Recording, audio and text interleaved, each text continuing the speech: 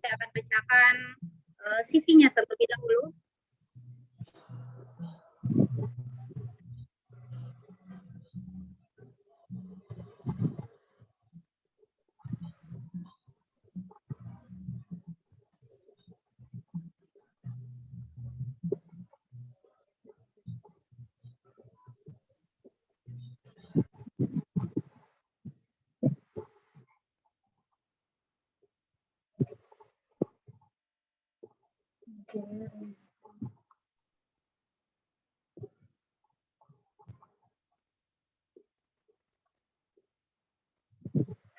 Ini saya mau tampilkan, tapi kemungkinan ini nggak bisa tampil, jadi saya akan bacakan saja.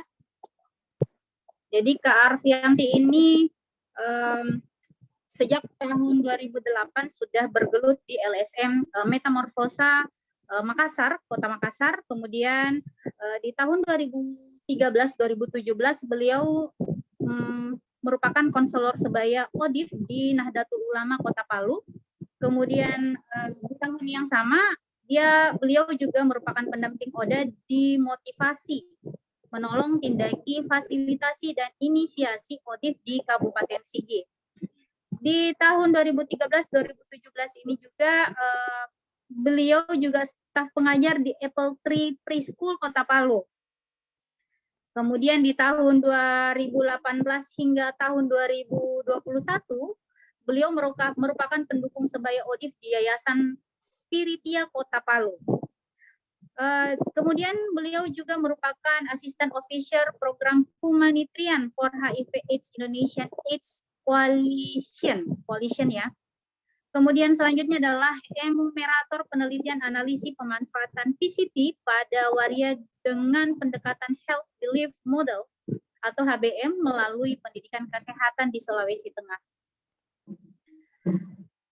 Kemudian beliau juga merupakan agen pemulihan klien NAPSA BNN Kota Palu. Dan selanjutnya adalah beliau merupakan community organizing Kota Palu dari program AJWS atau American Jewish World Service di YLBH Apik Sulawesi Tengah Kota Palu. Dan sampai saat ini beliau juga merupakan asisten officer Kota Palu dari program AJWS, jadi American Jewish World Service di Kota Palu. Nah, kalau kita lihat pengalamannya Kak Anti ini sudah luar biasa ya, sudah banyak berkecimpung dengan teman-teman ODIF atau teman-teman ODA. Nah, saya pun tidak sangka. Ternyata selama itu sudah banyak bergelut dengan teman-teman ODA ya Kak ya. Iya, insya Allah. Jadi bisa dikatakan kegiatannya selalu berhubungan dengan teman-teman ODA. Iya. Oke, baik Kak. Mungkin sebelum masuk ke materi, mungkin saya akan bertanya sedikit. Boleh. Atau teman-teman mungkin bertanya, IP itu apa sih Kak? Di dalamnya IP apa? Iya, gitu. Oke. Oke Kak, ya, silakan Kak. Terima kasih host Kak Nono. Perkenalkan, nama saya Arfianti, biasa dipanggil Anti kalau siang. Kalau teman-teman Kota Palu ini dia bilang, Anti kalau siang, kalau malam namanya Anto, it's okay. Waduh. Dan kemudian pertanyaannya adalah IP itu apa? IP itu adalah Ikatan Perempuan Positif Indonesia. Positif dalam arti kami positif HIV ya. Di dalamnya itu 90% perempuan HIV di dalam IP dan 10% itu adalah pasangan orang yang HIV, misalnya suami yang positif, istrinya enggak, nah itu bisa masuk di IP. Nah di IP sendiri itu saya masuk sebenarnya di sejak tahun 2008. Waktu itu ada kongres di Lido Bogor, saya masuk IP sebagai anggota dari Sulawesi Selatan dulu, dari Kota Makassar. Nah, kemudian ketika saya pindah ke Kota Palu tahun 2010, saya cukup concern di HIV, tapi untuk umum saja, untuk teman-teman yang perempuan, laki-laki dan anak. Namun ada yang menggelitik di hati saya ketika sahabat saya itu positif juga dan dia kena kanker rahim dan dia adalah HIV positif, itu cepat sekali meninggal. Padahal sebenarnya dia juga minum obat, minum ARV seperti saya. Nah, di situ saya pikir saya harus belajar kemana nih lagi tentang perempuan HIV positif begitu. Kilas balik, oh saya kan kemarin masuk IP ya begitu. Kenapa saya tidak aktifkan lagi IP begitu? Akhirnya saya menghubungi koordinator nasional IP waktu itu, Baby Revona yang pegang di Jakarta. Saya bilang, Kak, kalau kakak kenal saya anti. Oh, langsung kenal anti kalau kenal kalau anti mah kenal begitu. Jadi kenapa nanti ada yang bisa saya bantu? Iya Kak, saya ini mau bangun organisasi IP di Sulawesi Tengah, boleh. Nah, saya itu masuk di IP kembali ulang itu tahun 1 tahun sebelum gempa, di mana gempa Palu itu 2018, berarti 2017 sampai sekarang. Jadi IP itu adalah visi misinya menyetarakan sebenarnya hak-hak perempuan HIV/AIDS, ya, baik itu secara ekonomi, secara sosial, secara budaya, dan menghapus stigma dan diskriminasi, memperhadapkan perempuan HIV positif itu sama dengan perempuan lainnya, sehingga kita juga mempunyai kapasitas hidup untuk menjadi orang yang bermanfaat di dalam keluarga, porsinya dalam keluarga, dan kemudian di dalam bermasyarakat dan di dalam bernegara, dan kita bisa menghasilkan generasi-generasi yang tidak positif HIV begitu. Itu kira-kira gambaran umum yang dilakukan oleh IP. Sebenarnya masih banyak detail-detail yang kami lakukan, seperti misalnya kekerasan berbasis gendernya, kemudian bagaimana pendampingan orang HIV ketika ingin hamil dan ingin melahirkan, kemudian bagaimana advokasinya anak-anak kami ketika pengen sama dengan anak-anak yang lainnya, karena kan kasus-kasus yang ada di Indonesia, khususnya di Sulawesi ini, saya sebutkan Sulawesi Selatan, Sulawesi Tengah, dan Sulawesi lain, itu masih terkungkung dengan stigma dan diskriminasi ketika perempuan HIV positif itu mempunyai beban ganda, di mana beban ganda itu yang satunya kita perempuan, yang satunya kita positif. Kok perempuan bisa positif? Berarti dia nakal nih. Berarti dia mungkin mempunyai perilaku-perilaku yang asusila nih. Jadinya dia kena HIV. Jadi kita mempunyai double stigma di situ. Double stigma yang hanya perempuan HIV positif lah yang bisa membungkam, yang bisa menggunting stigma diskriminasi itu, sehingga kita bisa berpikir bahwa orang HIV positif itu, orang perempuan HIV positif itu bisa juga mempunyai masa depan yang bagus, bisa juga misalnya jadi ibu rumah tangga yang mencerdaskan anak-anaknya, bisa menjadi aktivis, bisa menjadi guru. Ya, itu sebenarnya visi misi yang dikejar IP selama ini, begitu Kak Nunu. Oke, ternyata banyak ya Kak ya. Maksudnya Iya. apa yang selama orang pikirkan ini atau yang mereka ketahui bisa dikatakan sangat sedikit Kak dibandingkan apa yang sebenarnya. Masih di kulit-kulitnya kan, masih saya tidak tahu ya, dari tahun 2000 saya tahu status HIV itu di tahun 2005 itu kan memang masih sekelumit orang yang paham tentang HIV AIDS. Saya pun dulunya masih mendapatkan stigma, masih mendapatkan diskriminasi. Nah, sampai 2021 pun masih banyak sih teman-teman yang mendapat stigma juga. Termasuk saya pernah membuka status saya di televisi, tapi televisinya itu televisi khusus Sulawesi Tengah ya. Saya waktu itu ditelepon bahwa Anti bisa enggak ikut talk show begitu. Waktu itu kan saya lagi ngajar di salah satu TK internasional. Saya agak takut juga sih sebenarnya buka statusku. Cuman waktu itu saya diperkuat oleh Bapak bapak kandung saya bahwa katakanlah kebenaran walau sebiji zarah gitu, itu akan kembali kepadamu, kebaikan itu akan kembali kepadamu. Enggak apa-apa nanti, speak up aja. Akhirnya saya datangilah kan itu televisi swasta itu. Saya buka status, besoknya saya di ini dong. Kira-kira apa yang terjadi, No? Saya Apa yang itu terjadi, Kak, dipecat. kira-kira? Saya Wah. dipecat.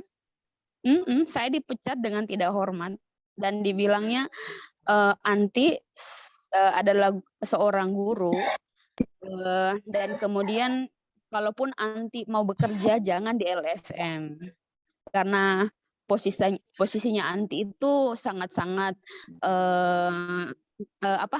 kayaknya seorang guru itu tidak boleh positif HIV begitu. Jadi memang harus memegang janji suci guru dalam hatiku.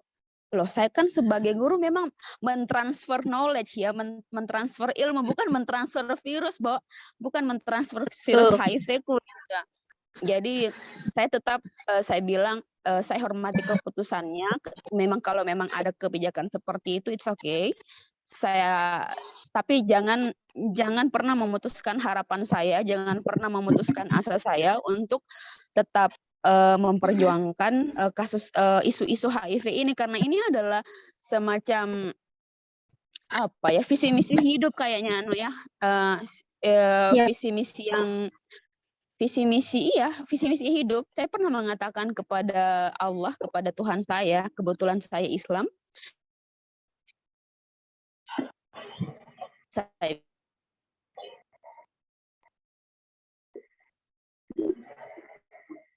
jangan Mungkin saya pengen deh di sini saya pengen bergelut di pendampingan HIV/AIDS, kemudian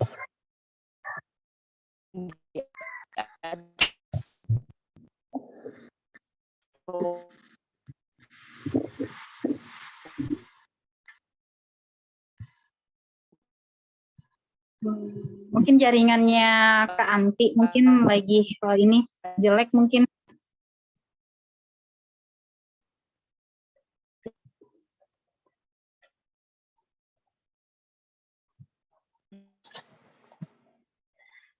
Baik, sambil kita tunggu Kak Anti untuk bergabung lagi, mungkin jaringannya Kak Anti lagi bermasalah. Mungkin teman-teman nantinya yang akan mau bertanya, silahkan masukkan pertanyaan di live chat kita ya, dengan menyebutkan nama dan pertanyaannya. Ya, Kak Anti kayaknya keluar, mungkin karena jaringannya. Sambil kita tunggu-tunggu Kak Anti, teman-teman yang mau teman-temannya bergabung silahkan copy link Zoom kita dan bagikan ke grupnya supaya teman-temannya yang lain bisa ikut dan mengetahui informasi-informasi mengenai bagaimana sih stigma ODA di masyarakat, bagaimana sih keadaan ODA di masyarakat, dan bagaimana cara penularan ODA.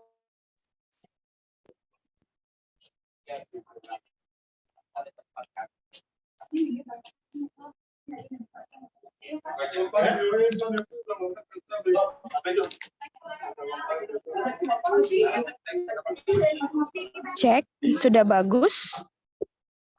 Oh, sudah bagus, Kak. Oh ya, saya pakai jaringan hotel. Oke, Kak. Oh iya. Saya ubah imersifnya lagi, masukkan ke Anti.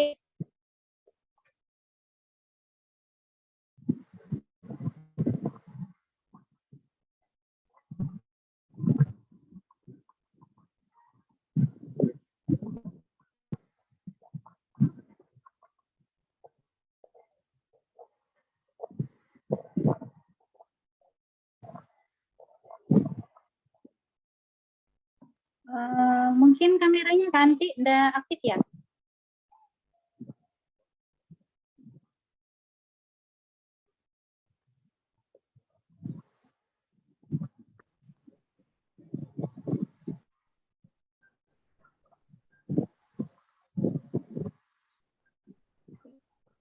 Baik, Kak Anti. Oke, sudah bagus. Oke, Kak. Silakan, Kak. Takutku. Mama, haleluya. Kayaknya memang jaringan hari ini tidak bersahabat. Iya dong. Berkeringat, Mak Bos.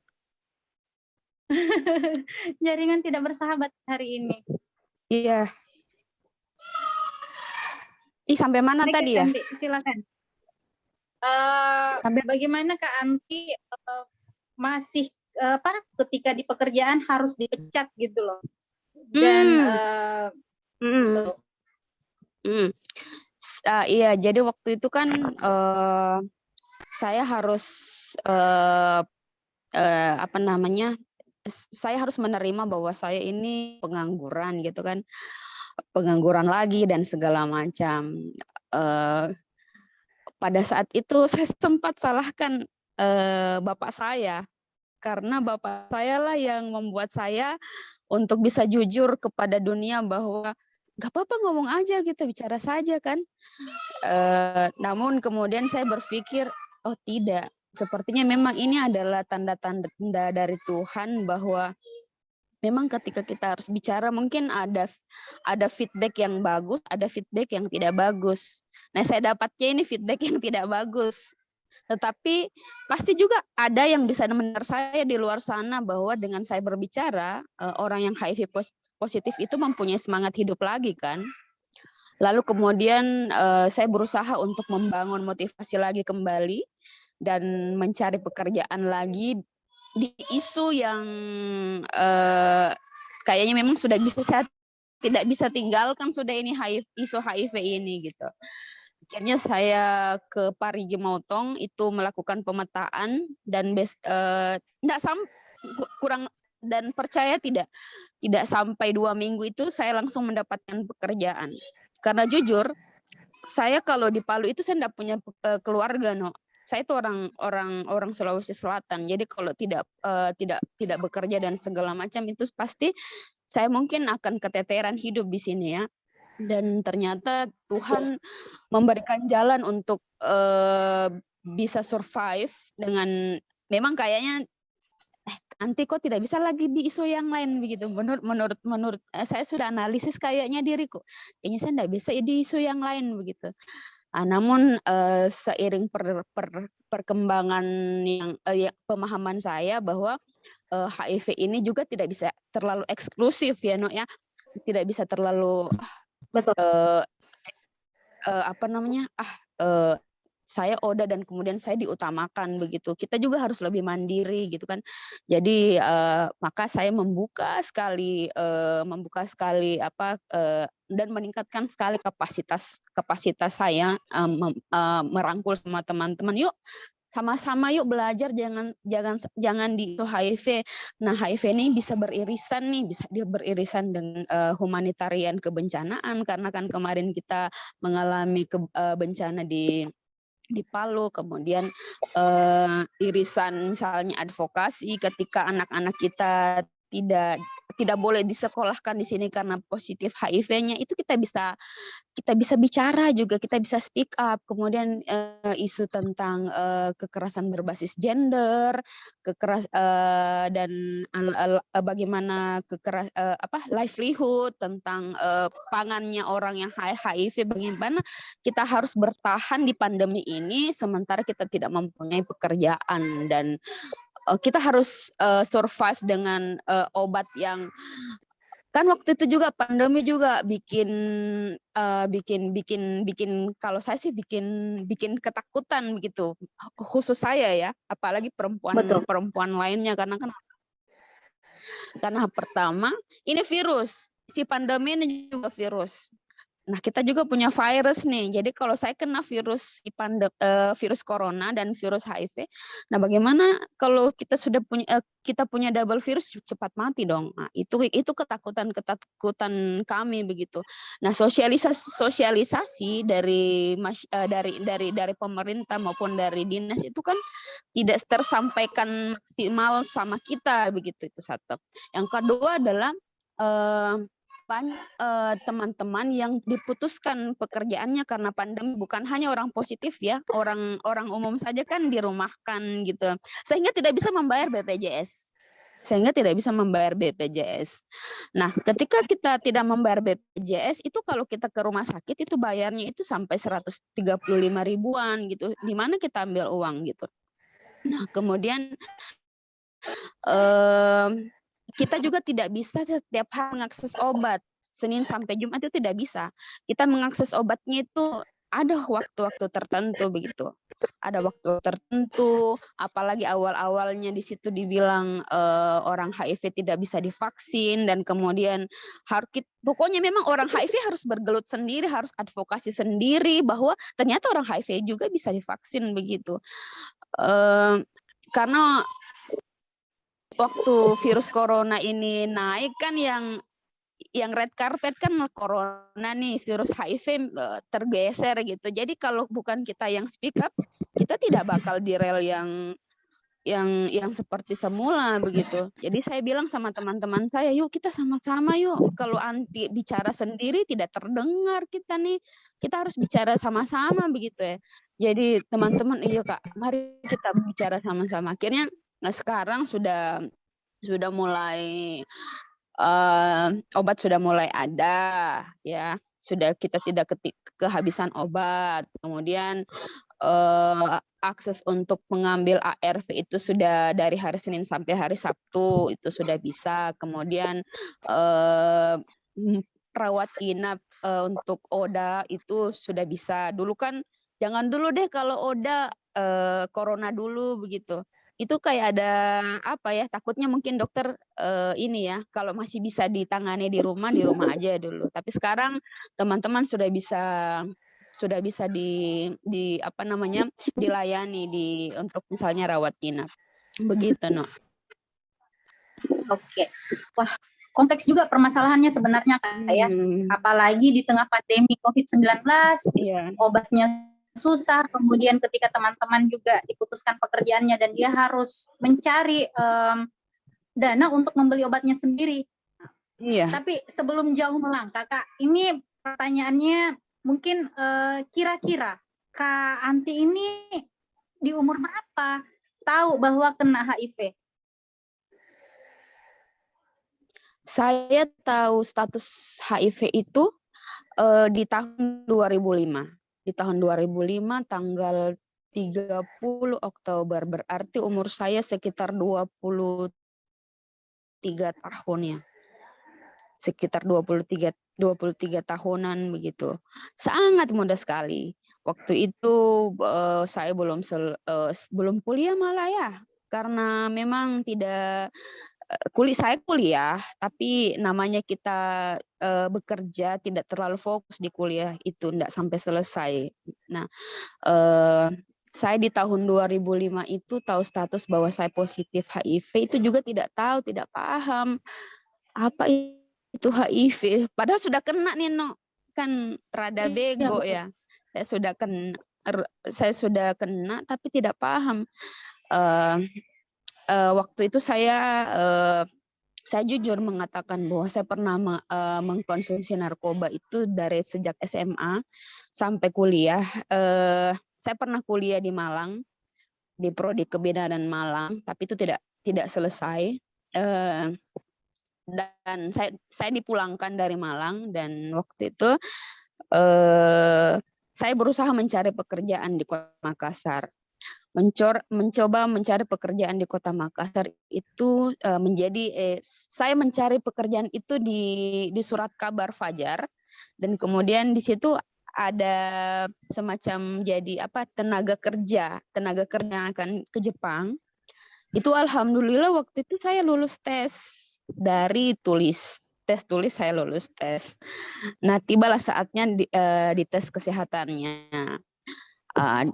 Dalam tes kesehatan itu saya sangat ingat itu tidak boleh hamil dan tidak boleh jantung katanya kan.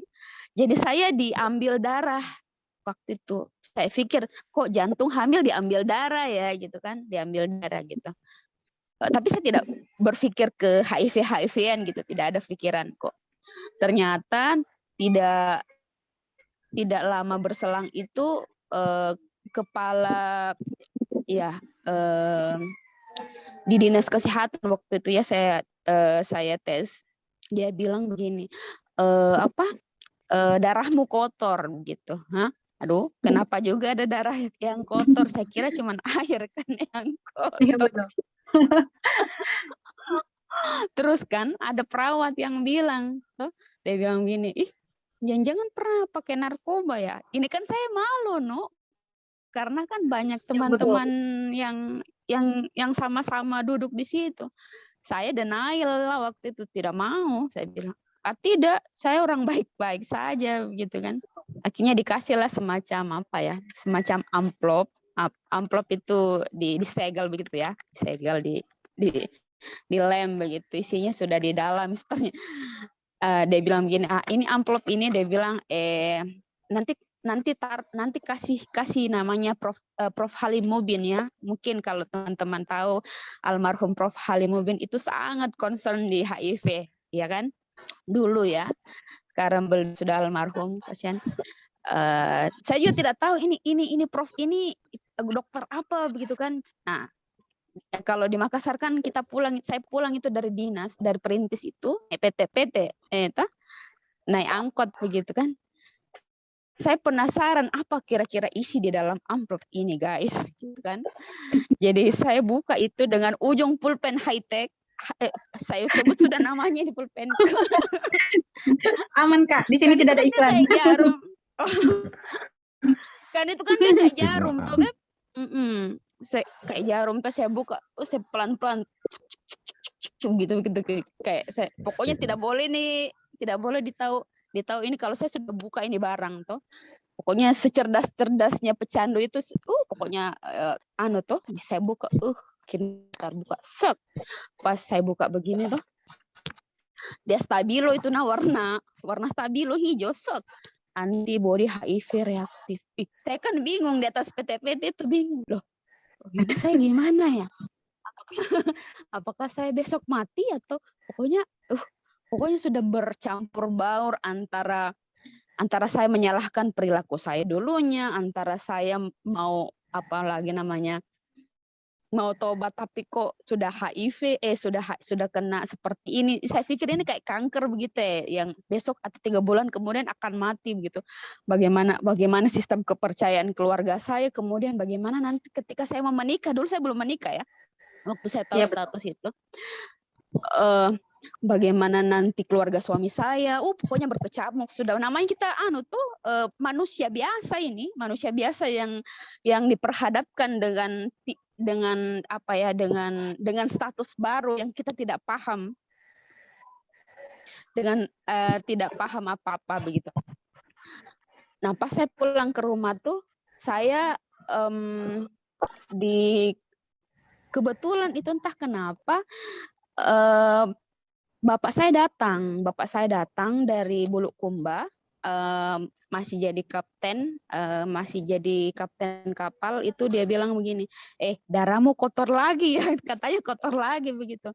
Akhirnya saya bilang, aduh Bapak, dalam hatiku saya ini masih pusing dengan pernyataan yang ditulis orang tadi, yang orang dinas.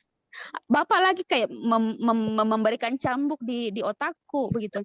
Tapi itu ternyata alhamdulillah bapakku adalah salah satu motivatorku untuk bisa hidup sampai sekarang. Tidak anti, dia bilang. Kita harus ketemu dengan itu Prof. Padahal saya itu sudah tidak mau ketemu itu dengan dokter itu. Malamnya saya baru ketemu dokter itu dan kemudian saya bawa itu amplop toh. Bagus gitu Kang amplop. Cantik, sudah cantik. Tidak seperti saya buka, Beb. Sudah bagus. Sudah bagus dan kemudian Berarti saya bilang profesional ya. Iya, namanya pecandu tuh tuh pokoknya seakan-akan tidak terjadi apa-apa dengan amplop ini, padahal saya sudah buka, Gang. Ya, saya misalnya dirimu adalah dokter, saya bilang, Prof, entah kenapa, aduh ala-ala karena saya, entah kenapa, Prof, saya harus sama dokter gitu. Ini dokter, hasil darah saya begitu. Padahal saya sudah tahu tapi tidak paham, mengerti Ki? Sudah tahu tapi tidak paham gitu kan. Akhirnya dia buka lah, dia robek, dia bilang begini.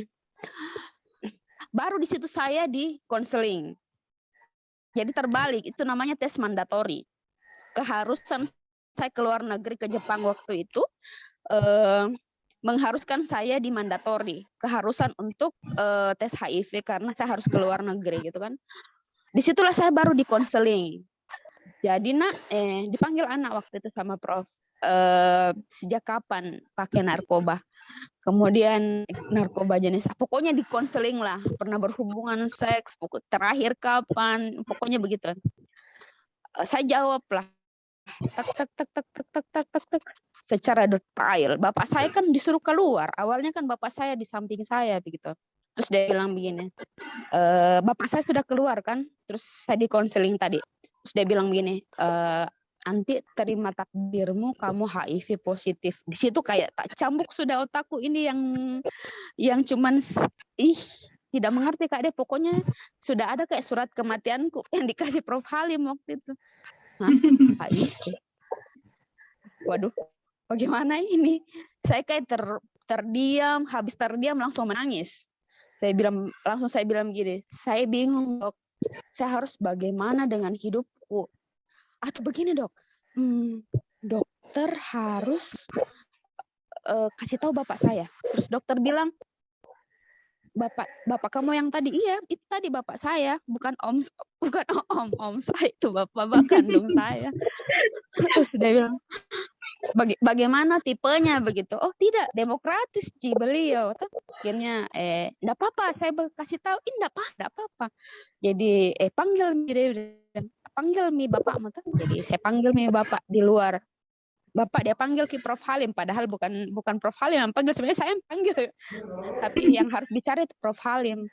Dia bilang begini, dan ini Prof Halim menjelaskan ke bapak itu juga sangat-sangat halus. Dia bilang begini, ini Bapak, anti ini sebenarnya sudah punya virus, tetapi mungkin karena dia menutupi aib saya waktu itu ya, mungkin saja anti pernah menggunakan silet yang terinfeksi HIV dan anti memakainya gitu, makanya anti sekarang HIV positif begitu. Bapakku kan orang yang paham dengan anaknya, sejak SMA saya sudah ngalor ngidul di dunia pernarkoba kan. Jadi sudah akhirnya dia cuma iya saja sama dokter, iya dok. Jadi apa yang harus saya lakukan supaya anak saya ini bisa umur panjang dan segala macam? Oh dia harus dites ini, tes itu, tes ini, tes itu. Dan akhirnya ada tadi pertanyaan, mau dijawab ada pertanyaan ini Beb? Boleh Kak, sambil dijawab pun enggak masalah Kak. Tadi ada 2 pertanyaan Kak, ada dari Pak Awaludin, katanya stigma apa sih yang anti alami dan bagaimana antisipasinya? Dan ada juga dari Pak Wahyu, jenis narkoba apa katanya Kak Anti dulu pakai? Zaman dulu jenisnya apa katanya?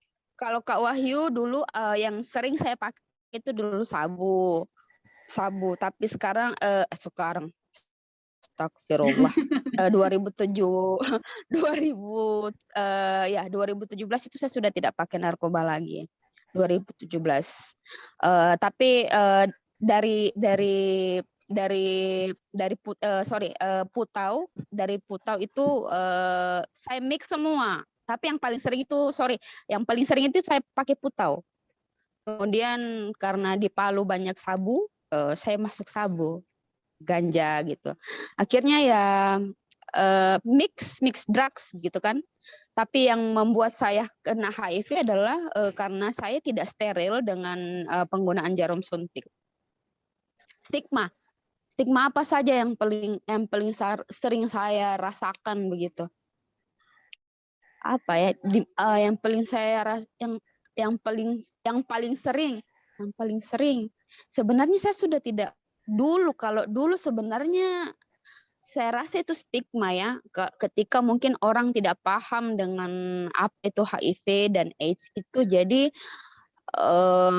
dari lingkungan keluarga itu bilang bahwa saya tidak bisa bertukar baju dengan adik saya ada perempuan gitu.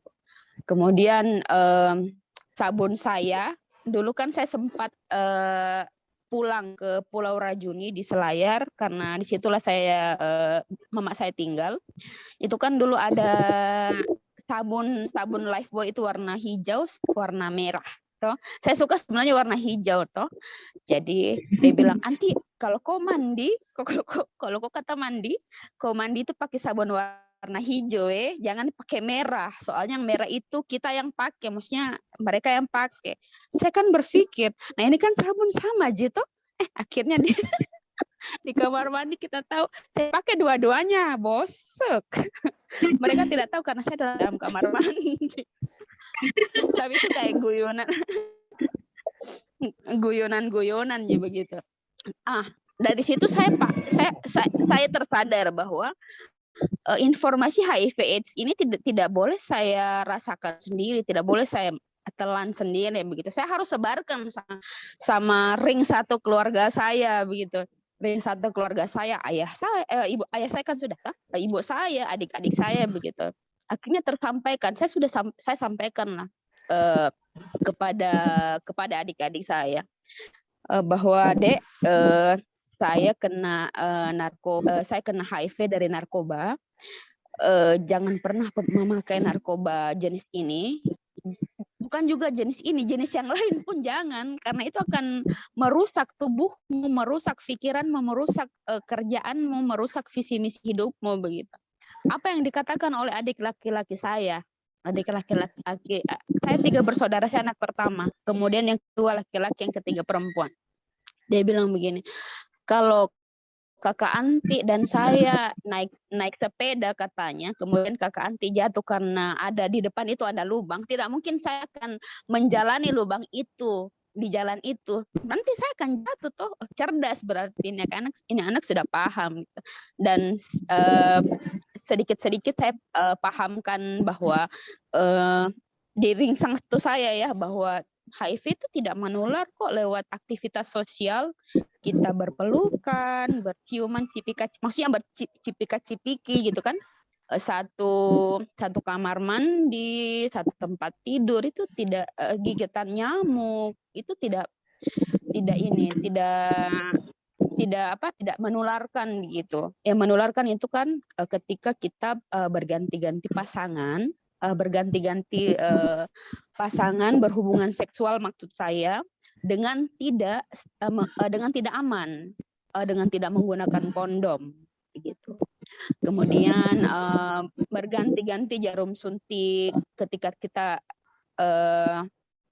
kita tidak tahu siapa sih teman sharing kita ketika kita pakai narkoba begitu. Siapa tahu ada salah satunya yang HIV, kita kena dong, karena ini sudah tidak steril si needles ini, si jarum ini gitu.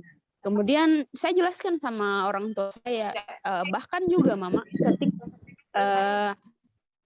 ada burung, bahkan juga mama ketika mungkin saya suatu hari saya mempunyai anak, saya melahirkan, itu bisa menular kepada anak saya. Tetapi alhamdulillah sekarang kan sudah ada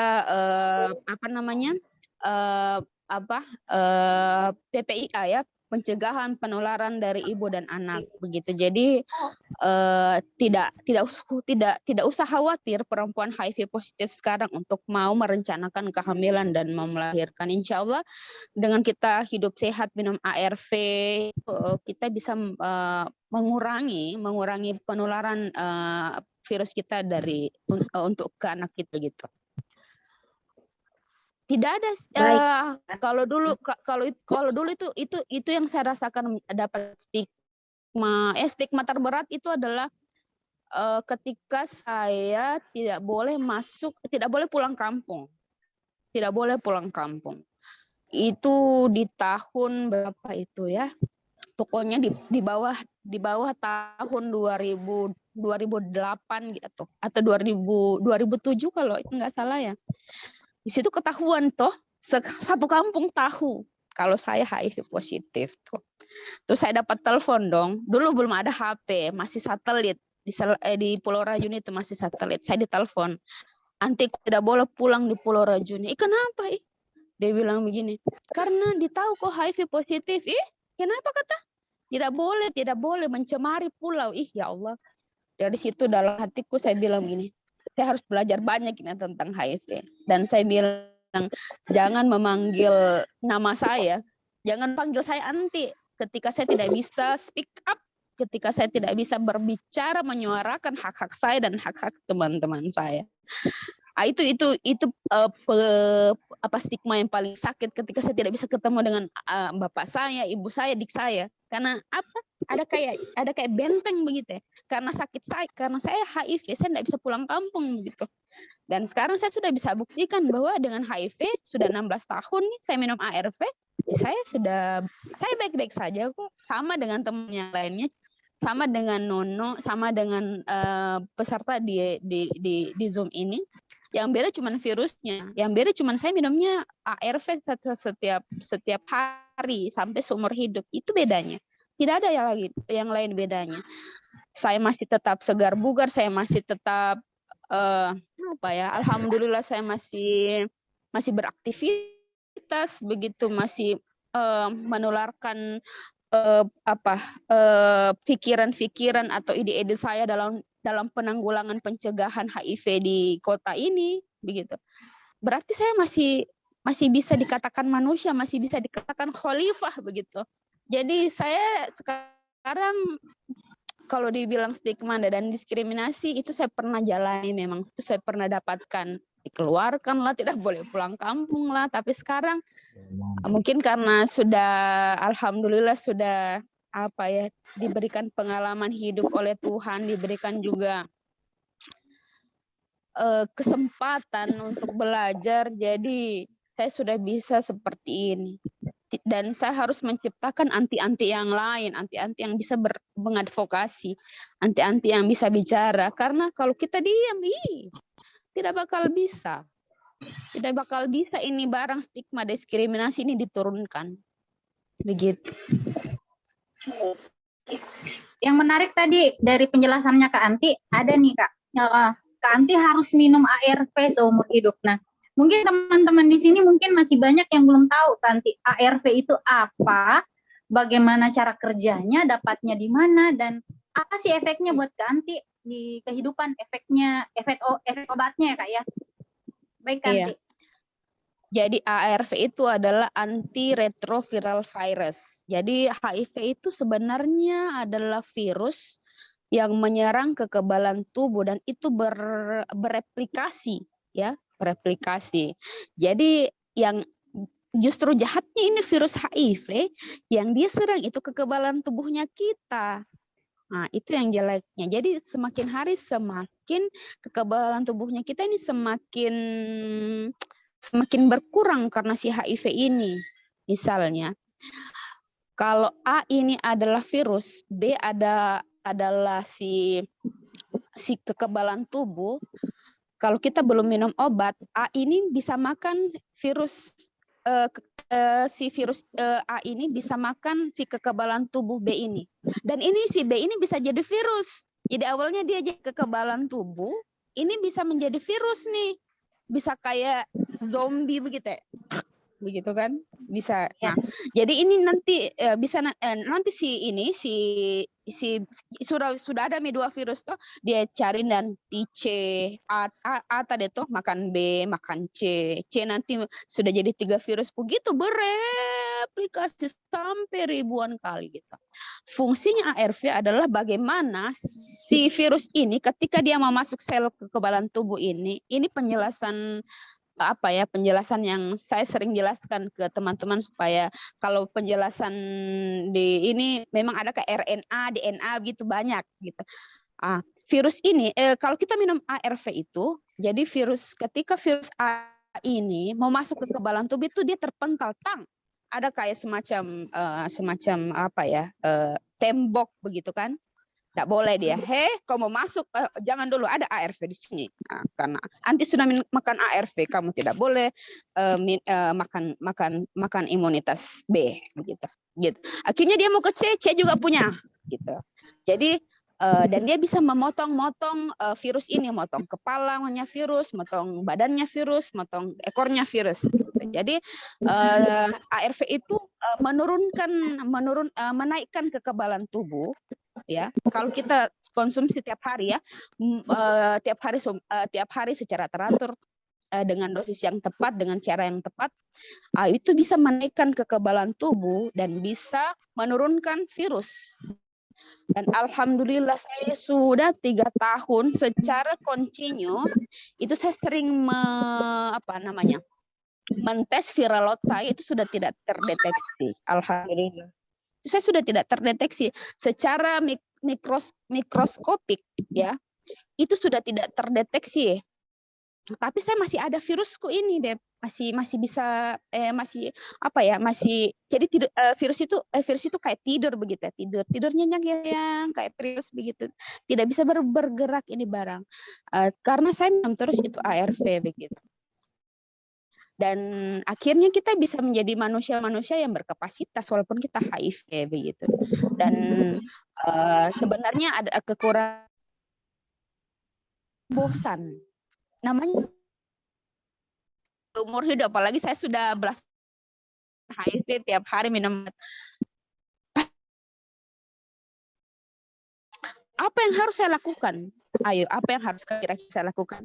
Kita ini punya otak, punya sistem di dalam keluarga itu juga kita harus kerjasamakan begitu. Bapak sering bilang, Purani Mandre, pokoknya dia bilang sudah mau makan obatmu begitu. Jadi ada kayak warning dari keluarga, anti kau minum obatmu begitu. Kemudian keponakan dia bawa botol obatku, dia bilang, dia kan belum bisa bicara, minum begitu. Jadi ada semacam aktivitas keluarga yang sudah paham bahwa saya ini sebenarnya sakit tapi sehat begitu ya, karena adanya ARV itu, dan ARV ini penting untuk hidup saya begitu. Itu sangat penting. Jadi orang HIV itu harus diketahui oleh keluarga, karena tidak ada lagi pendamping yang sangat-sangat close selain keluarga. Dan alhamdulillah itu keluarga saya mendampingi saya, menerima saya, itu membuat saya kuat. Ada yang bilang kan, saya malu diketahui oleh keluarga. Kalau saya tidak, saya buka itu gak barang. Tidak, mama saya harus tahu, bapak saya harus tahu, apalagi namanya adik-adik saya harus tahu begitu, supaya dia paham bahwa kondisi kakaknya begini, kondisi anaknya begini. Jadi saya walaupun ring 2, ring 3, ring 4 atau ring 1000 itu mendiskriminasi saya, I don't care about that. Yang pastinya ring 1 keluarga saya itu menerima saya apa adanya. Begitu. Wah, luar biasa ya keluarganya Kak Anti gitu lah. Dia keluarga yang betul-betul menerima dan keluarga yang demokrasi menurut saya.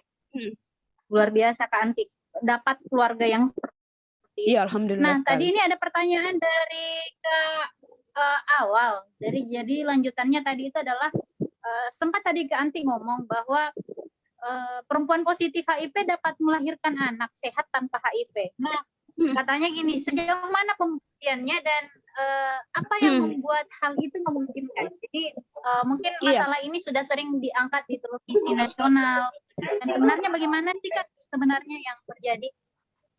Iya, jadi sebenarnya ketika kita minum ARV itu, ketika tidak minum ARV itu, penularannya itu bisa pada saat ini masih hamil, itu bisa terjadi kerusakan di plasenta dan virus itu masuk di plasenta. Namun ketika kita minum ARV, itu bisa membatasi pergerakan virus itu sehingga dia tidak memasuki memasuki si bayi pada saat di dalam tubuh, di dalam rahim ya. Nah, kemudian ada syaratnya juga, ketika kita hamil itu virusnya memang harus tidak terdeteksi. Ada syaratnya memang, kalau memang kita sekarang kita bisa memilih antara mau sesar ataupun tidak sesar. Kalau tidak sesar itu ada syaratnya, itu virusnya sudah tidak terdeteksi, kemudian kekebalan tubuhnya bagus, begitu kan. Jadi dan kemudian setelah berarti di sesar ya.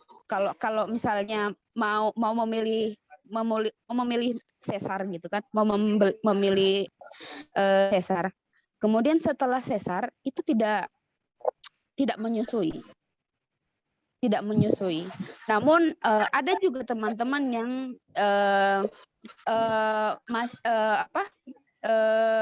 sudah yang karena sudah bagus kekebalan tubuhnya, virusnya sudah tidak terdeteksi.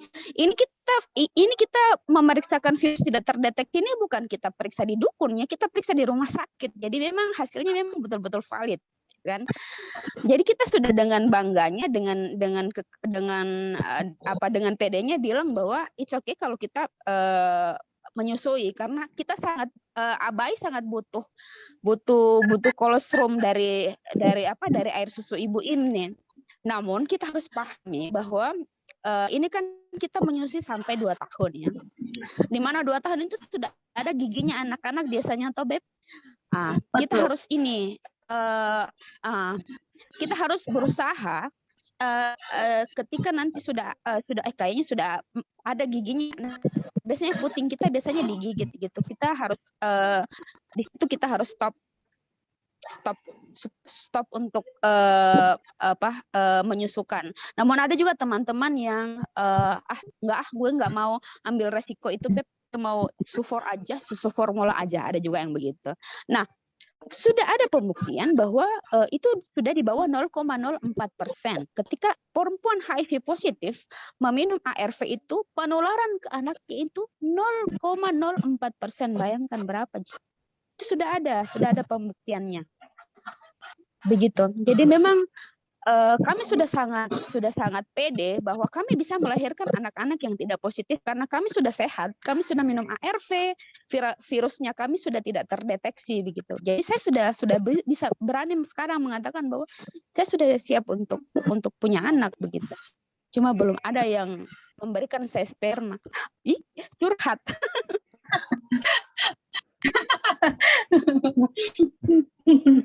Nanti jodohnya dekat-dekat, Kak. Siapa tahu nanti jodohnya datang, Kak. Amin, amin. Amin. Oke, Kak. Ini tadi ada pertanyaan lagi, mungkin kelewat ya.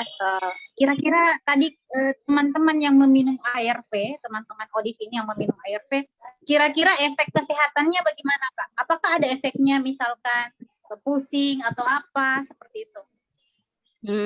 Ya, betul sekali. Ini obat keras sebenarnya. Kalau saya mau jujur-jujuran kan, kalau kita mau jujur-jujuran ini obat keras. Nah, kenapa? Ini bisa menurunkan virus seperti itu. Efek pertama itu tergantung dari metabolisme sien. Ada teman yang tidak mempunyai efek sama sekali ketika pertama kali meminum ARV. Tidak ada. Tapi ada juga yang dia pusing, dia mual, kulitnya menghitam, ada juga. Makanya untuk mengurangi efeknya ini obat, ketika kita tahu kita sudah positif HIV same day dengan hari yang sama, itu harus minum ARV. Begitu. Dan kalau saya ditanya apakah anti punya dapat efek dulunya? Iya. Saya jujur dulu saya dapat efek. Karena begini, dulu beda sekali dengan sekarang. Dulu itu saya minum ARV, harus dicek CD4-ku, kekebalan tubuhku. Dulu itu pertama kali saya tahu status itu kekebalan tubuh atau CD4 saya itu 900. Kata Halim, jangan dulu minum ARV anti. Jangan dulu minum ini karena kekebalan tubuhmu masih good, masih bagus. Karena syaratnya minum ARV dulu itu 305, di bawah 350 CD4. Jadi saya menunggu sampai 2007 baru saya minum ARV. Namun kebijakan sekarang ketika kamu sudah minum ketika kamu ketahuan status, hilang pulpenku yang dibawa. Ketika kamu tahu status HIV pada hari Jumat, maka kamu bisa meminum ARV di hari Jumat atau di hari Sabtu. Di satu hari bisa. Tetapi ada syaratnya. Syaratnya itu adalah selama dalam seharian itu kita bisa membuktikan bahwa kita ini tidak TB. Biasanya TB dulu yang TBC ya, tuberkulosis itu dulu yang akan diberikan ya, di terapi selama 2 minggu. Gitu. Ya dulu saya alhamdulillah tidak TB saya. Cuman memang kekebalan tubuh saya masih bagus. Zaman-zaman dulu kan zaman-zaman masih susah tuh obat tuh masih kalangan tertentu saja mungkin yang dapat begitu. Jadi memang harus turun dulu CD4 baru kasih obat. Sekarang tidak. Kalau kau sudah tahu statusmu, kau langsung bisa dapat obatmu, tetapi ada syaratnya. Kita dulu periksa ini kekebalan kamu tidak TB misalnya, tidak hepatitis. Kalau ada infeksi dulu, ini dulu diobati barangkali 2 minggu. Kalau sudah good, medical check up-nya bagus, toh, baru medical ART. Gitu. Terlalu ini ya medikal sekali ya penjelasanku. Apa ya, kompleks betul ya ketika teman-teman ODA harus minum obat. Dan yang saya takutkan ketika teman-teman ODA itu lupa meminum obatnya ya Kak ya. Itu yang mungkin berbahaya. Ada tips-tipsnya itu. Apa itu tipsnya Kak? Tips-tipsnya itu kita punya alarm. Saya kan sering pakai jam tangan. Itu kalau jam 11 malam. Saya kan minumnya sekarang sudah 1 kali 1 hari toh. Itu langsung bunyi tek tek tek tek tek tek. Obat kecantikanku. I'm coming. Sudah berpikir positif. Minum bismillahirrahmanirrahim, Allahumma sholawat tuh karena saya Islam, saya sholawat, minum obat begitu. Itu jadi harus ada alarm ya. Kemudian ada kotak obat. Sayangnya saya tidak bawa kotak obatku, ada di sana di ruangan. Jadi kotak obat itu ada Senin, Selasa, Rabu, Kamis, Jumat, Sabtu, Minggu. Jadi kalau pokoknya kita minum 1 kali 1 hari. Jadi kita tahu, berarti misalnya kalau kita lupa itu toh, kita tahu, berarti kemarin saya tidak minum obat karena ada kan itu schedule-nya terus kotak obat itu. Itu yang bisa membuat kita berarti tidak, saya harus menjadi menjadi orang yang kita tidak lupa dengan kata lupa begitu, tapi paling tidak kita bisa meminimalisir itu kata lupa dengan adanya itu kotak obat, kemudian alarm, sistem keluarga tadi juga boleh. Yang Bapak kasih yang bilang Pak Burano begitu kan, kalau Bugis Pak Buramun itu artinya obat manti begitu. Kalau teman-teman saya bilang vitamin kecantikan begitu. Jadi banyak tips-tipsnya. Misalnya kita suka nonton misalnya itu setiap jam 11 malam misalnya berita begitu kan.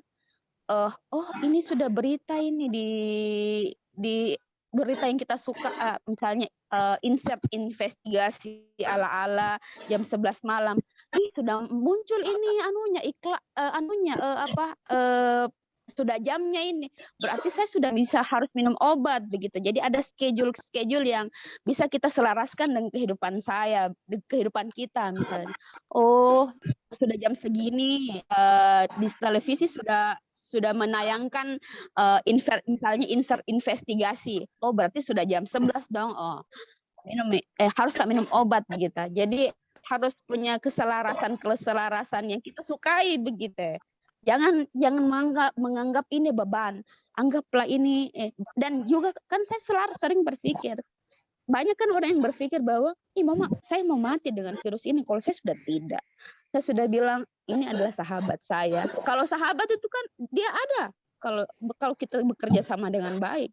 Makanya hai virus dalam tubuh aku, saya sahabatmu ya. Kita harus bekerja sama supaya kita bisa hidup 1000 tahun lagi, walaupun tidak mungkin saya 1000 tahun lagi begitu kan. Begitu harus bersahabat, harus menerima bahwa anti tidak masalah kok HIV, tidak masalah, minum obat aja pasti baik-baik saja gitu. Blessing sama diri sendiri bahwa masa lalu ya masa lalu ya. Kita harus menatap masa depan. Sudahlah masa lalu itu enggak usah. Masa depan itu yang lebih banyak yang harus kau cermati, kau nikmati. Dan kau harus hasilkan output yang bisa menjadikan kamu itu sebagai manusia. Begitu. Saya kayak ceram deh malu-malu. Siapa yang bilang, Kak? Ini ilmu untuk kita, Kak. Bahkan ilmu yang bisa dikatakan susah didapat, Kak. Karena di sekolah pun, di pelajaran pun, itu yang dipelajari cuman kulit-kulitnya, Kak. Kita nggak sampai ke dalam. Apalagi kalau kita basicnya guru ya. Ini sangat kulit sekali. Nah, ini ada dari Pak Wahyu. Jadi dia bertanyanya seperti ini. Nanti, adakah Oda yang menderita anxiety disorder? Dan bagaimana cara untuk mensupport di tengah kondisi medis bahwa dia telah kena HIV? Ada dong. Anxiety itu, apa itu namanya? Ketakutan, Dik. Ketakutan berlebihan ketakutan dan bisa berlebihan. menyebabkan dia melukai dirinya sendiri biasanya. Ada. Begitu ada. ya? Anxiety disorder. Iya, ada ketakutan yang berlebihan. Itu harus diobati dulu. Diobati, tapi berbarengan juga dengan ARV-nya. Ada yang ketakutan ketika masih bisa tidak saya hidup, masih bisa tidak, masih bisakah saya ini dikatakan manusia oleh orang tua saya, masih bisa tidak saya berteman begitu. Jadi kayak ketakutan, jangan-jangan saya sudah mati, aduh, jangan saya tidak bisa selesaikan S1ku, S2ku, S3ku, jangan saya tidak ada yang saya suka saya, jangan saya masuk neraka, begitu toh? Nah, ada dong, ada. Itu di ini harus ketemu dengan psikiater. Nah, psikiater kalau memang tidak bisa, kalau memang psikolog belum bisa kan, kalau psikolog kan cuman konsultasi secara psikolog dengan konselor ya. Kalau itu tidak bisa dilakukan oleh psikolog, ya kita legowo bahwa kita harus ke psikiater gitu kan. Karena saya juga sebenarnya pasien psikiater awalnya. Dan saya minum obat psikiater itu selama kurang lebih sampai sekarang tidak terlalu rutin saya masuk di kalau saya sudah tidak bisa tidur dan kemudian ada macam-macam yang saya sadar bahwa saya butuh psikolog, saya butuh obatnya gitu. Dan ini jangan malu menyatakan bahwa kita ini kena mental health. Karena tidak ada yang bisa tolong kita. Bisul itu tuh kita bisa tahu bahwa ya sakit, bisul, bernanah dan segala macam. Tapi kalau di dalam itu tidak ada yang bisa tahu kalau bukan dari kita, dan harus berani berobat begitu. Tidak masalah. Jadi bisa diselamatkan. Alhamdulillah saya juga sering ke psikolog. 2 minggu lalu saya ke Makassar, saya ke psikiater, dan saya tidak malu karena sudahlah. Saya juga biasanya kalau merenung begitu, pasti kadang juga jangankan orang HIV, orang yang tidak HIV juga kadang ada ketakutan misalnya, masih bisakah saya hidup ini kan, kayak gitu. Apalagi pandemi begini kan, masih tidak kerja, kemudian virus corona semakin banyak. Pusing saya. Bagaimana, apa yang harus saya lakukan? Jadi memang ketakutan itu bukan hanya terjadi sama orang yang HIV, orang yang tidak HIV juga bisa kena, bisa dapat. Tapi jangan diam. Don't be silent gitu. Tetap harus berusaha untuk ketemu dengan psikiater. Harus punya teman untuk bicara. Kalau tidak bicara, kayak bom nantinya, simpan kan meledak, kan yang rugi kan kita sendiri, bukan orang lain. Yang rugi kita sendiri gitu. Jadi harus selamatkan diri dulu. Makanya kalau di pesawat itu kan, yang kalau kita punya anak kecil, yang kita tolong dulu kan pakai ini, apakah masker oksigen kita dulu toh, baru kita nolong orang lain gitu. Sama dengan saya harus nolong dulu diri, saya harus selesai dengan diri saya dulu, baru saya harus bisa selamatkan orang HIV di luar sana gitu. Begitu Kak. Jadi memang ada. Menarik betul penjelasannya Kak Anti. Bahkan apa yang kita tidak dapat, Kak Anti hampir dapat semua. Nah, pertanyaan saya Kak Anti, mungkin teman-teman mungkin ini, saya sambil bertanya juga ya, mungkin karena saya orang awam ya Kak Anti ya. Kira-kira Kak Anti pernah nggak dapat sebuah peristiwa, bukan juga sih, sebuah keadaan teman Oda kena HIV, tapi dia sebenarnya tidak pernah melakukan hubungan seks di luar nikah, tidak pernah pakai narkoba, tapi dia kena tanpa dia sadari. Ada. Kira-kira itu bagaimana itu Kak? Gimana cara pendampingannya ketika orang-orang seperti itu yang Banyak yang mengatakan merasa pernah bahwa melakukan tiba-tiba kena? iya, banyak yang mengatakan bahwa apa ya, yang sebenarnya sebenarnya memang apa yang paling besar ya, indikator yang paling besar ketika kena HIV itu adalah ketika melakukan perilaku beresiko ya, seperti yang tadi yang saya katakan, pakai narkoba dan segala macam. Namun ada juga dan banyak kasus orang yang perempuan, khususnya perempuan, dia bukan PSK, dia cuman ibu rumah tangga biasa, tapi dia kena. Berarti sebenarnya kita tidak mau salahkan siapa begitu. Cuman yang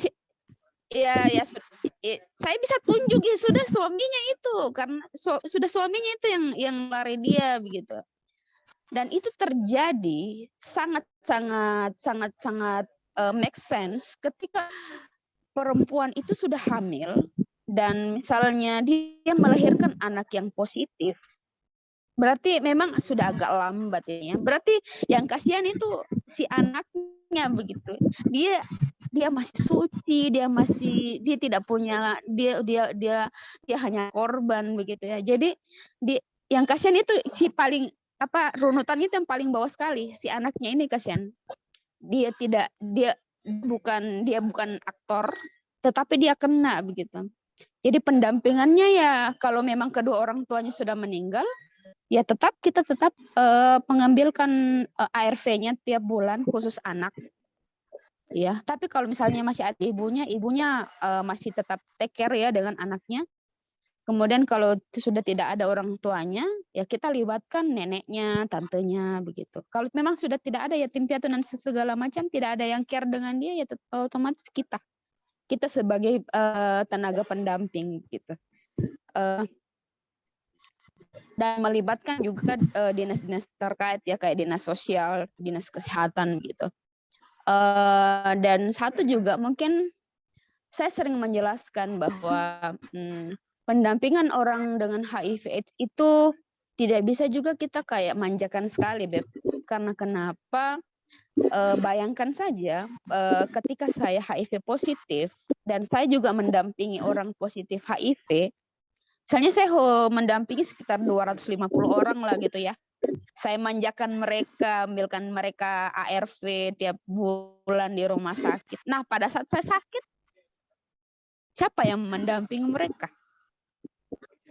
Mereka ada jika Kak Anti yang ambilkan Kak obatku gitu.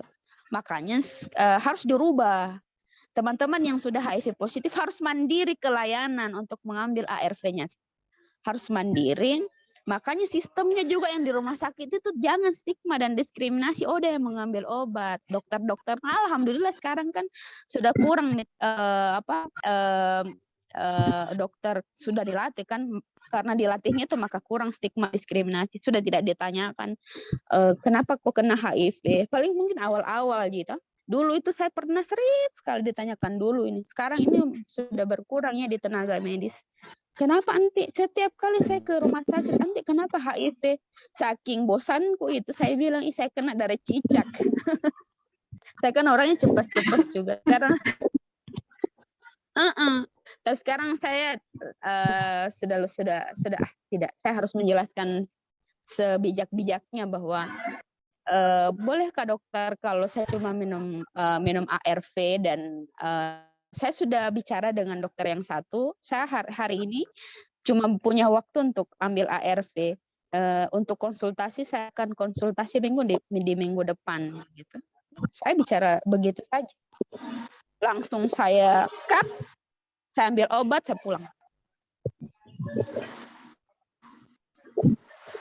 Wah, betul-betul Kak. Pengalamannya kayak gimana ya? Saya berada di posisi Kak Anti mendampingi berapa Kak? 250 orang ya Kak ya? Oh, belum waktu pas Lebih ya? gempa di Palu.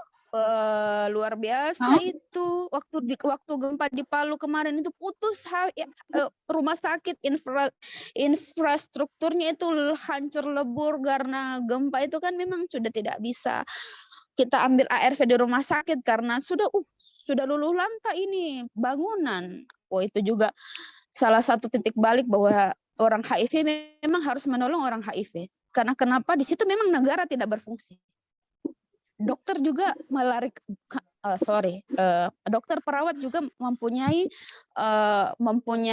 mitigasi kebencanaan yang lain, mungkin dia juga ke gunung kemana begitu ya. Jadi memang saya berpikir waktu itu obat saya tinggal berapa biji gitu kan. Saya berpikir tidak, saya saja seorang anti ini sudah hampir begini obatku, apalagi teman-teman yang lain begitu kan.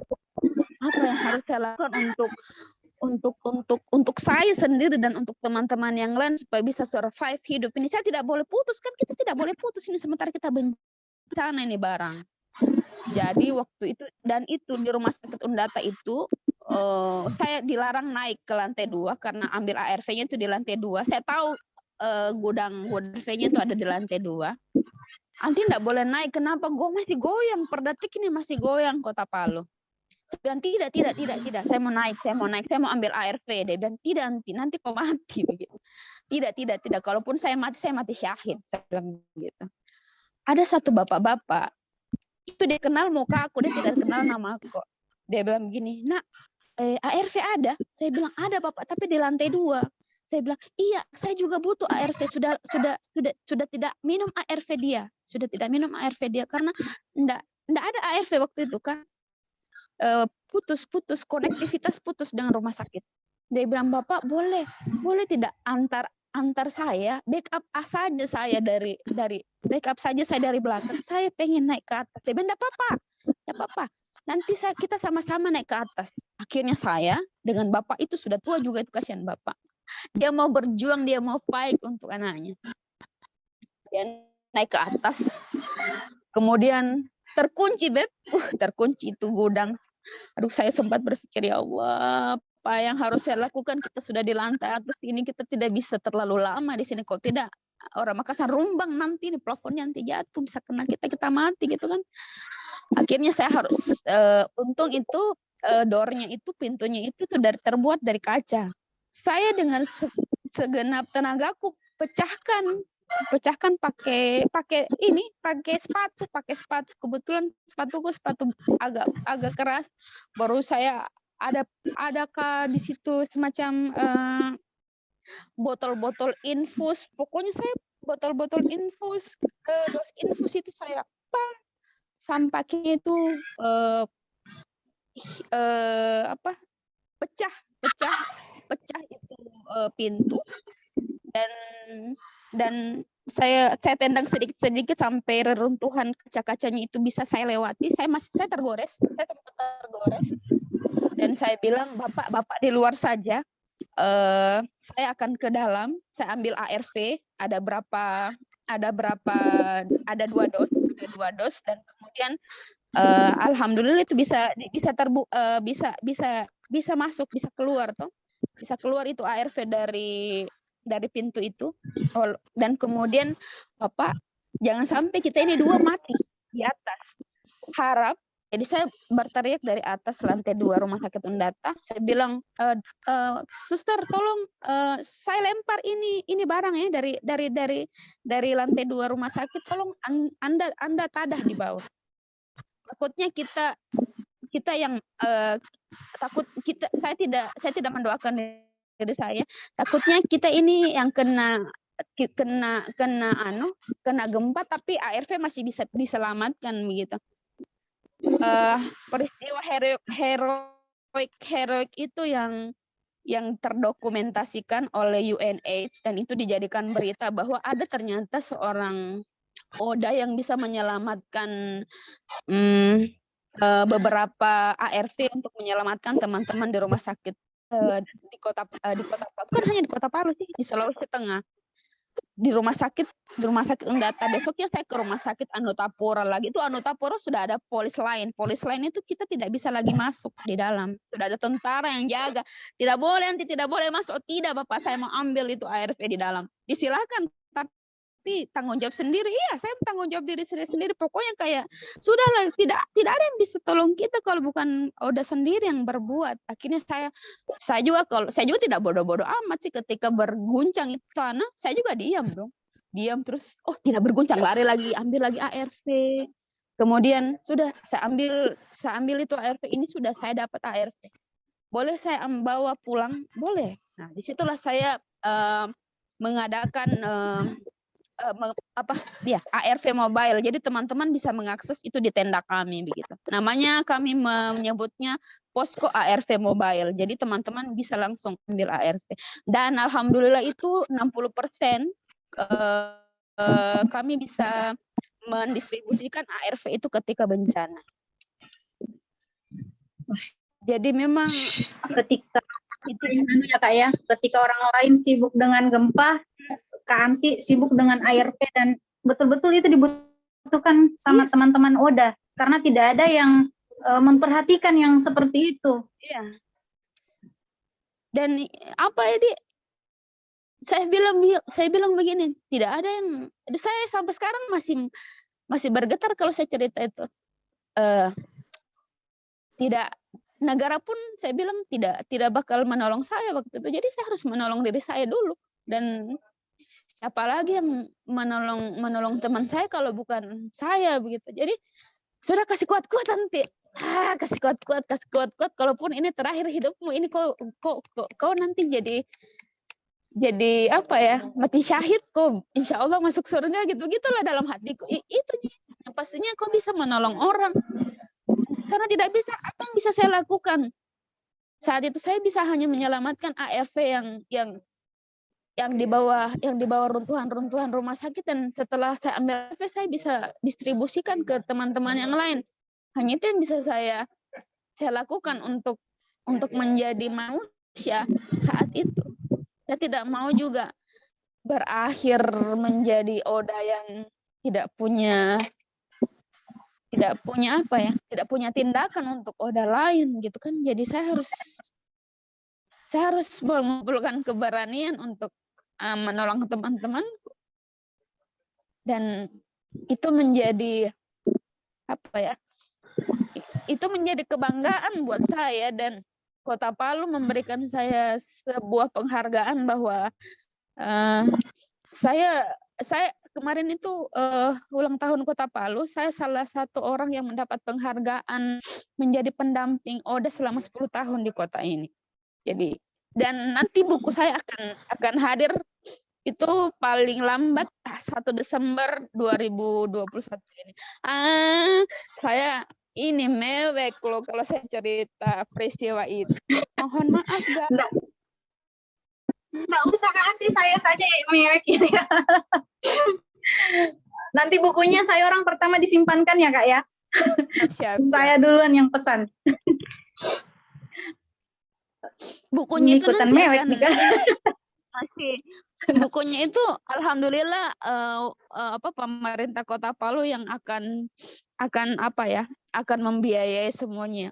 Jadi saya cuma kasih tulisan saya, pengalaman saya, data-data saya, dan ada editornya, dan itu sebenarnya sudah hampir 90 sekian persen sudah jadi juga covernya. Tinggal launchingnya nanti pas 1 Desember. Semoga tidak ditunda lagi. Karena saya yakin sih, ketika kita menjadi manusia, mungkin kita suatu hari nanti saya akan mati,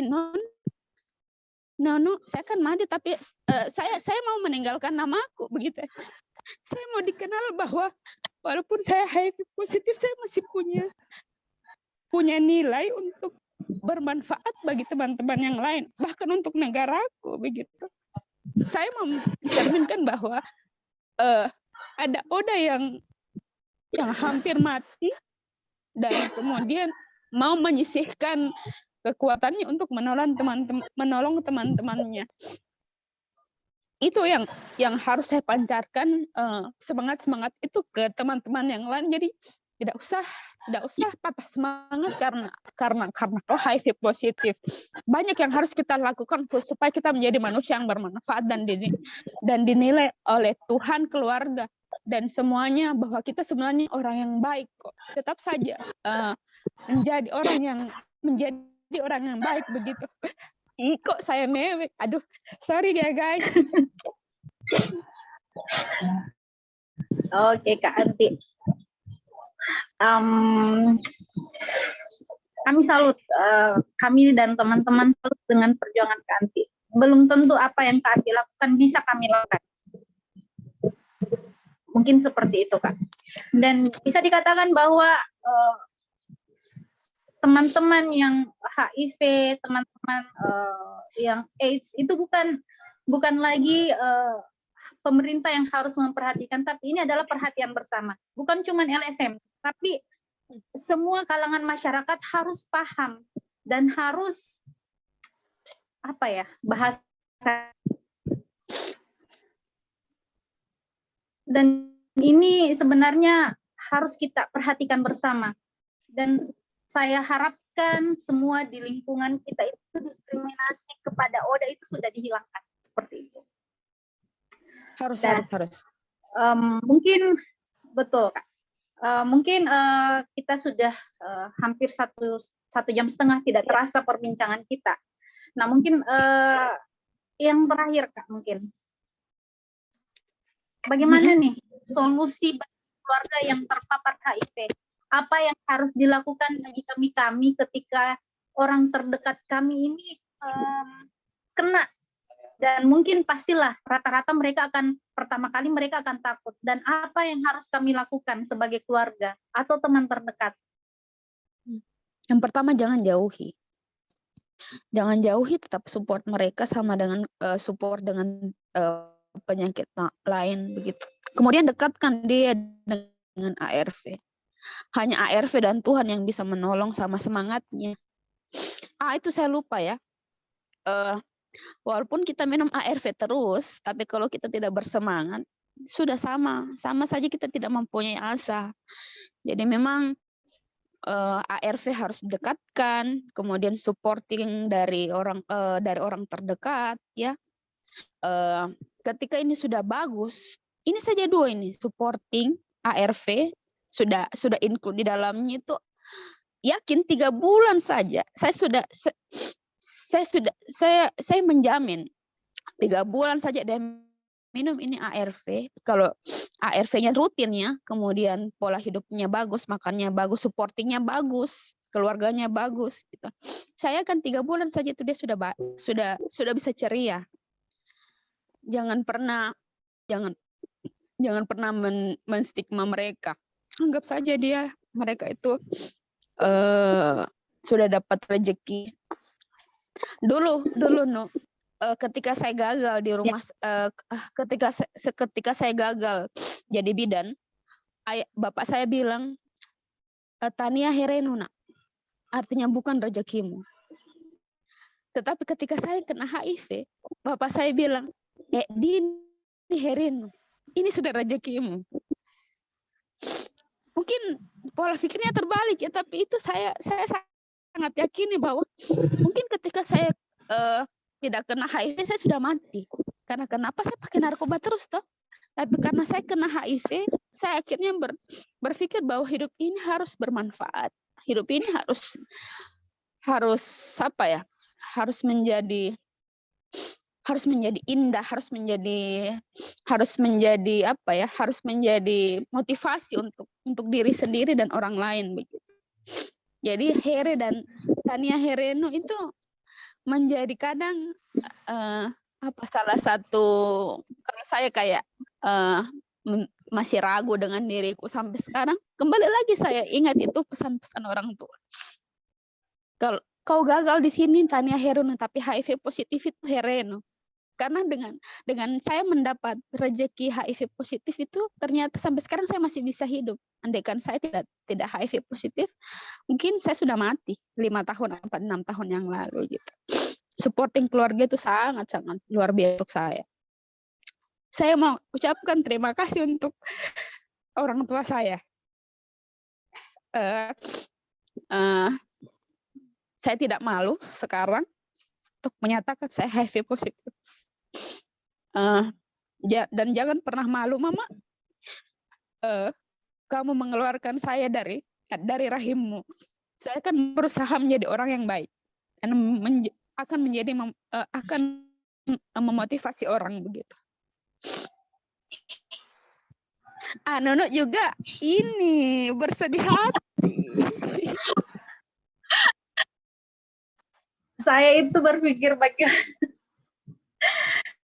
mungkin masih banyak hal yang mau saya tanyakan, Kak. Tapi mungkin part 2 ya, Kak ya. Nanti akan saya undang lagi di Konklusi Indonesia.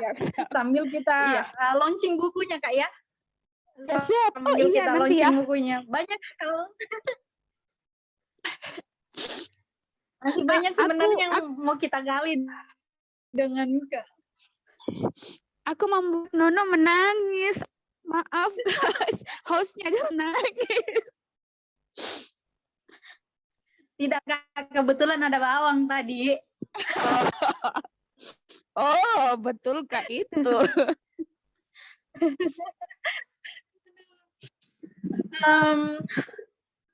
Ini adalah PR untuk kita semua, Kak. ODA bukan hanya tanggung jawab pemerintah, tapi ini adalah tanggung jawab dari seluruh elemen masyarakat. Dari elemen guru adalah kita harus menjelaskan bagaimana HIV yang sebenarnya, bukan hanya sebatas kulit saja. Kemudian dari elemen keluarga, bagaimana kita mendampingi keluarga-keluarga kita yang terkena HIV atau teman-teman kita yang terkena HIV.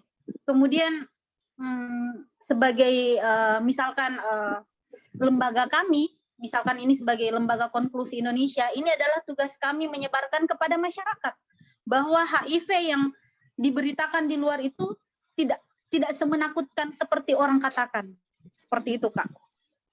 Dan mungkin ada sepatah katanya lagi, Kak, untuk teman-teman di Konklusi ini sebagai penutup dari kegiatan kita hari ini, Kak. Iya, saya dan teman-teman Konklusi itu sama, yang beda cuman virusnya. Dan kemudian saya ingin mengatakan semoga nanti ini bisa didengar di YouTube atau di Spotify atau di mana. Saya ingin mengatakan jangan ragu untuk menjadi manusia walaupun kau HIV positif. Jangan ragu jadi manusia. Yang pastinya dekatkan dengan layanan kesehatan dan jangan pernah putus minum ARV. Karena masih pandemi sekarang, tetap jaga prokes. Ini saya tidak pakai masker karena saya agak jauh ya dari teman-teman. Masker saya ada di sini, jadi tetap jaga prokes, tetap pakai masker, kemudian tetap pakai hand sanitizer dan kemudian mental health-nya juga harus dijaga. Jauhi virusnya, jangan jauhi orangnya. Oke. Begitu. Ingat teman-teman, jauhi virusnya, jangan jauhi orangnya. Itu adalah kata-kata penutup kita pada hari ini. Oke, Kak Anti, mungkin untuk hari ini demikian. Mungkin saya akan kembalikan lagi kepada Ketua Konklusi Indonesia, Bapak Andi Sukma Putra, untuk mungkin ada sepatah dua kata. Oke. Silakan saya kembalikan kepada Pak Andi Sukma Putra untuk kegiatan kita pada hari ini. Ya, terima kasih ya. Saya panggil Bapak saja ya. Terima kasih Anti, thank you for sharing today. Iya, sorry saya mewek ya Beb. Gak apa-apa. Next kita lebih intimate lagi nanti di part kedua, mudah-mudahan ini saya mengundang Anti nih untuk bergabung dengan Konklusi Indonesia, kita butuh ini nih, kita butuh aktivis-aktivis perempuan yang berbicara apapun gitu. Dan Yoi. ini ruang bisa anti gunakan juga nanti apa sih yang ingin kita suarakan gitu, isu-isu yang di luar kebiasaan gitu ya. Yang ada.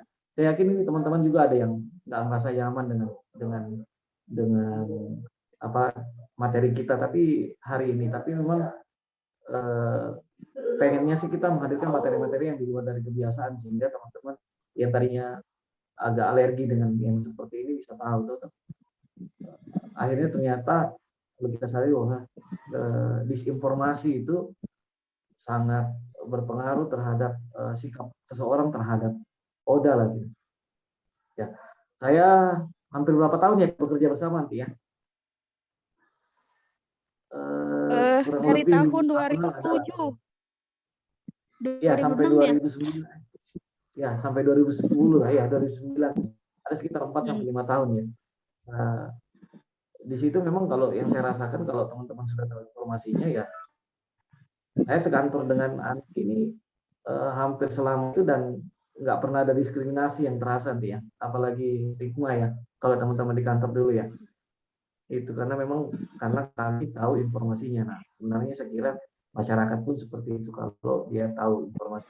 Yang terjadi sekarang adalah orang yang nggak tahu informasi. Nah, terima kasih untuk kesempatannya di hari ini Anti dengan teman-teman yang lain yang mengikuti materi ini. Mungkin ini ada kendala nih kalau nggak salah di Sulawesi Selatan ini lagi ada bencana hujan deras, badai gitu. Mungkin ada beberapa adik-adik saya yang nggak sempat hadir katanya soal jaringan. Tapi next kita bisa lebih banyak lagi gitu. Saya juga baru mengupload kemarin itu di Facebook untuk kegiatan ini, mau nggak maksimal. Kenapa? Karena saya bilang sama Nunu, saya khawatir gitu. Saya khawatir teman-teman saya banyak yang nanya, kamu berani ya nampilin Anti ya? Padahal takutnya Antinya nggak open gitu. Nah itu yang saya jadi khawatirin. Tapi makin kesini saya bilang enggak lah, Anti udah siap open. Terima kasih semuanya banyak. Nanti next kita ketemu lagi. Kalau misalnya Anti mau bikin pelatihan apa nih di Konklusi ini banyak rekan-rekan dokter, rekan-rekan magister dengan berbagai macam disiplin gitu. Kalau saya enggak lah ya. Yang lain banyak nih, siapa tahu butuh pemateri, saya kira juga. Itu saja teman-teman, terima kasih banyak yang telah bergabung dengan Konklusi. Sampai ketemu di 2 minggu depan. Kalau tidak salah ada lagi materi ya tentang apa ya teman-teman Konklusi. Insya Allah kita akan bahas mengenai sekolah 3T, sekolah iya. terjauh, tertinggal, terbuang. SM3T ya. Semoga tidak ada halangan. Itu saja mungkin ya teman-temannya. Saya ada kegiatan selanjutnya. Terima kasih banyak. Sampai jumpa di Konklusi selanjutnya. Dadah. Bye. Oke. Terima kasih Kak Anti ya.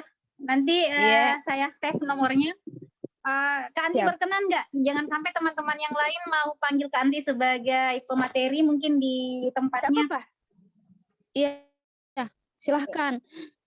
Insya Allah kalau memang tidak berbenturan dengan waktu, dengan kegiatan, saya sangat terbuka lebar.